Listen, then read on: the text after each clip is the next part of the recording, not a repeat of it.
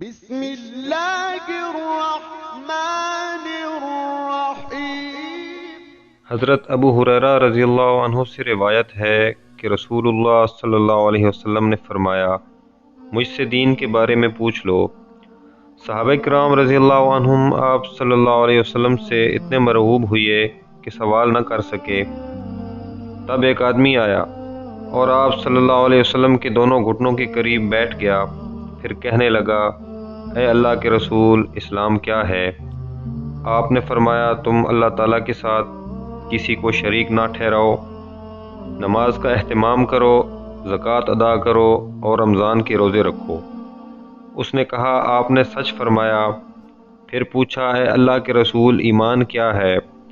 آپ نے فرمایا، یہ کہ تم اللہ، اس کے فرشتوں، اس کی کتاب، قیامت کے روز اس سے ملاقات اور اس کے رسولوں پر ایمان لاؤ، مرنے کے بعد اٹھنے پر ایمان لاؤ اور ہر امر کی تقدیر پر ایمان لاؤ۔ اس نے کہا، آپ نے درست فرمایا۔ پھر کہنے لگا، اے اللہ کے رسول، احسان کیا ہے؟ آپ نے فرمایا، تم اللہ تعالیٰ سے اس طرح ڈرو گویا تم اسے دیکھ رہے ہو، پھر اگر تم اسے نہیں دیکھ رہے تو وہ یقیناً تمہیں دیکھ رہا ہے۔ اس نے کہا، آپ نے صحیح فرمایا۔ پھر پوچھا، اے اللہ کے رسول، قیامت کب قائم ہوگی؟ آپ نے جواب دیا، جس سے قیامت کے بارے میں پوچھا جا رہا ہے وہ پوچھنے والے سے زیادہ نہیں جانتا۔ میں تمہیں اس کی علامات بتائے دیتا ہوں۔ جب دیکھو کہ عورت اپنے آقا کو جنم دیتی ہے تو یہ اس کی نشانیوں میں سے ہے، اور جب دیکھو کہ ننگے پاؤں اور ننگے بدن والے، گونگے اور بہرے زمین کے بادشاہ ہیں تو یہ اس کی علامات میں سے ہے، اور جب دیکھو کہ بھیڑ بکریوں کے چرواہے اونچی سے اونچی عمارات بنانے میں باہم مقابلہ کر رہے ہیں تو یہ بھی اس کی نشانیوں میں سے ہے۔ یہ قیامت کا وقوع غیب کی ان 5 چیزوں میں ہے جن کو اللہ تعالیٰ کے سوا کوئی نہیں جانتا۔